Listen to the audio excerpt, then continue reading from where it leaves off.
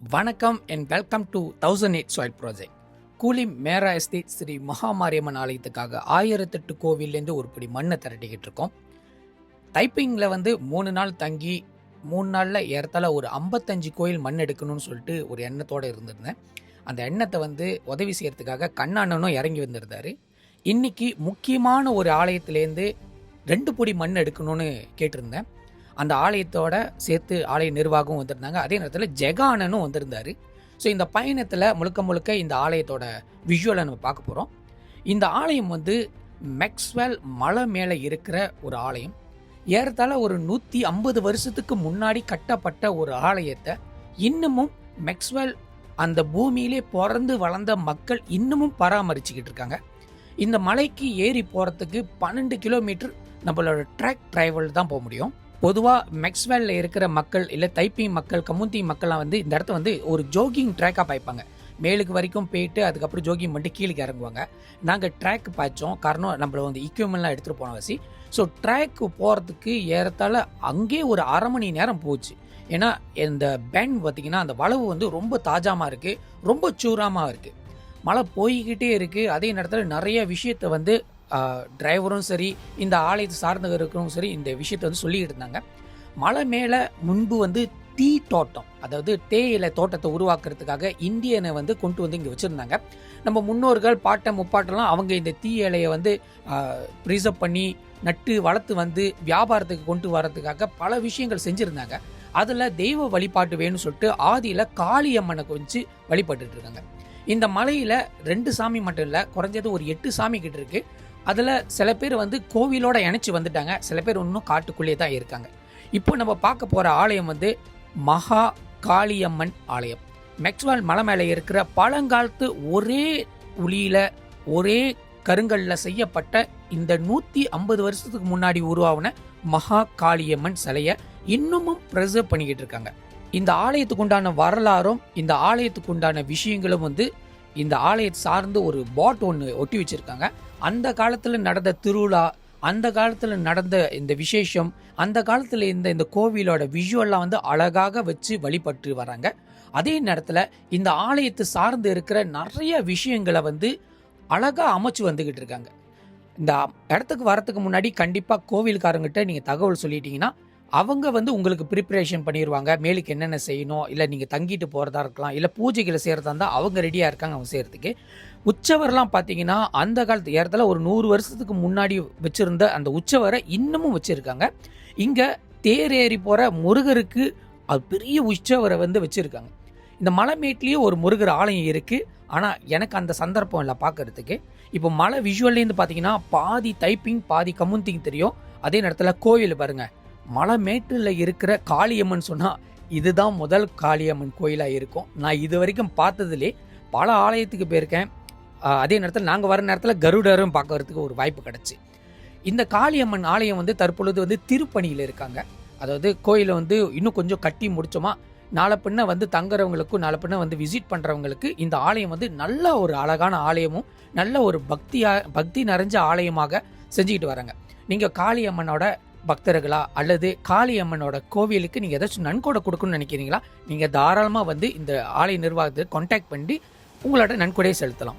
இப்போ நீங்கள் பார்த்துக்கிட்டு இருக்க விஷுவல் இந்த இடம் தான் இந்த காளியம்மனோட ஆத்தாங்கரையா.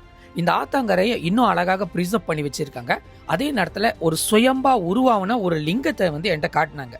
இந்த இடத்துல அந்த தண்ணி எப்பொழுதும் இந்த இடத்துல ஊற்றி அந்த இடம் ஒரு லிங்கம் மாதிரி வந்துருச்சு. ஆனால் யாரும் வழிபட கிடையாது. கண்டிப்பாக கோயிலுக்கு வந்தீங்கன்னா இந்த இடத்த காட்டுவாங்க.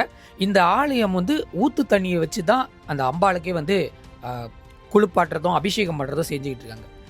அது மட்டும் இல்லாமல் இந்த இடத்துல மிகப்பெரிய சரித்திரம்லாம் நிறைய இருக்குது. பல லயங்கள் இந்தியர்கள் வாழ்ந்துருக்காங்க. ஏறத்தாழ இங்கேயே ஒரு 800 பேர் வாழ்ந்துருக்காங்க.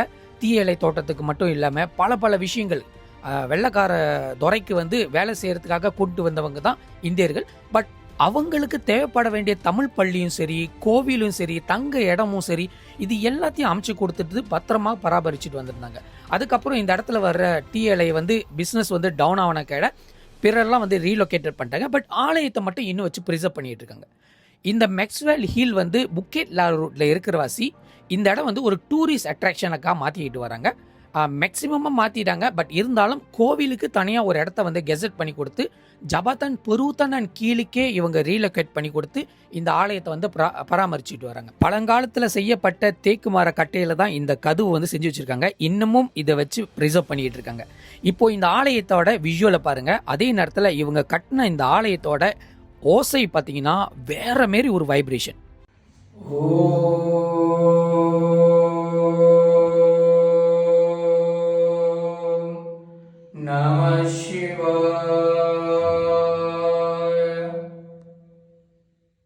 நான் மண்ணை எடுக்க தருணத்தில் இந்த ஆலயம் வந்து ஏறத்தாழ ஒரு 80 விழுக்காடு வந்து கம்ப்ளீட் ஆயிடுச்சு.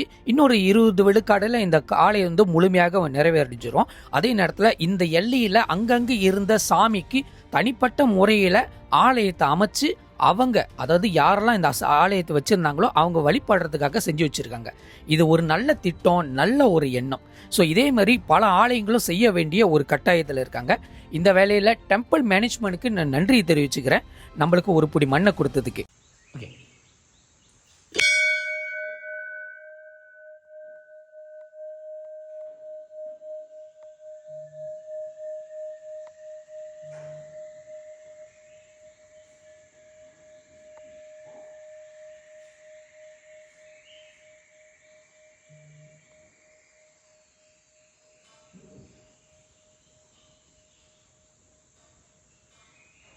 நான் கேட்ட பல 100 கோவில் மணியில் இந்த ஒரு ஆலயத்தோட ஓசை பார்த்தீங்களா, வேற மாதிரியான ஒரு வைப்ரேஷன்.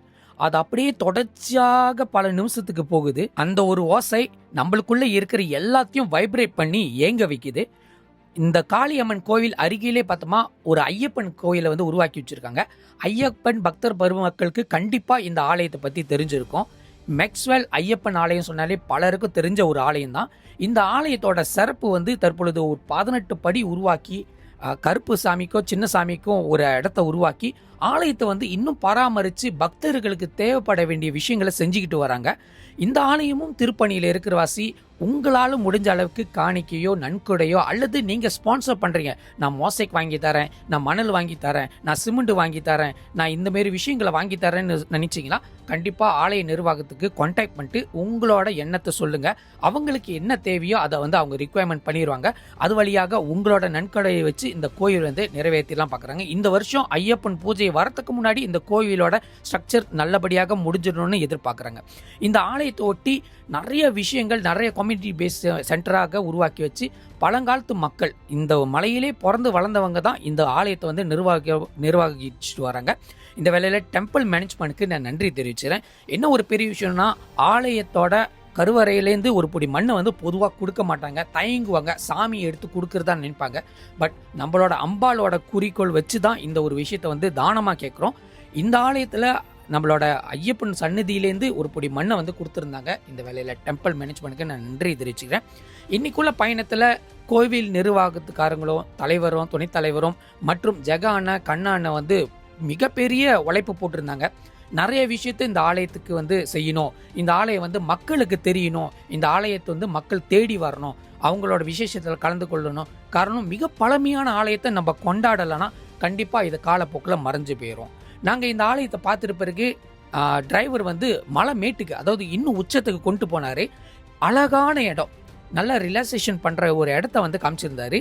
இந்த இடத்துக்கு வர்றது வந்து கண்டிப்பாக நம்ம கீழேருந்து காடி எடுத்து வந்தால் தான் முடியும். சாதாரண காடி வர முடியாது, இந்தமாதிரி ஜீப்பு இல்லை ட்ராக்கில் வரணும். அதுக்கு ஒரு பேமெண்ட் பண்ணிவிட்டு நம்ம மேலுக்கு வந்துட்டு பார்த்துட்டு பிறகு திருப்பி கால் பண்ணோமா திருப்பி கீழே நம்மளை கொண்டு போய் விட்டுருவாங்க. மேக்ஸ்வெல் எக்ஸ்பெடிஷன் எனக்கு மிகப்பெரிய ஒரு அனுபவத்தை கொடுத்துச்சு. இந்த அனுபவத்தில் நீங்களும் என்ஜாய் பண்ணியிருப்பீங்க. உங்களை அடுத்த எக்ஸ்பெடிஷன் நான் சந்திக்கிறேன். நான் சந்திரநாத் துரோணாச்சாரியார்.